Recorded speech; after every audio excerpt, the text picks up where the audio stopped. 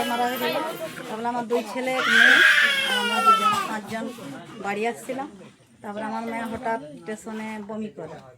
আমি জিজ্ঞাসা করছি কী খাচ্ছিলি? না আমি কিছু খাইনি, ভাত খেয়েছি।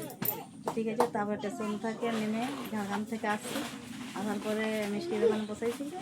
3 ভাই বোনকে বলছি কী খাবে, বললাম 3 ভাই বোন বলছে আমরা দই খাবো আর মিষ্টি খাবো। আমার মেয়ে বলছে মিষ্টি খাবো না, দই খাবো। দইটা কিনে দিছি। তারপরে হঠাৎ উনি বেঞ্চিতে বসেছে, বসার পর থেকেই আমার মেয়ে হঠাৎ অজ্ঞান হয়ে যায়। তো অজ্ঞান হওয়ার পরেই আমি দাদাভাইকে ফোন করি। ওর বাবা আর আমার ছোটো ছেলে বলছে হসপিটালে ভর্তি করবো।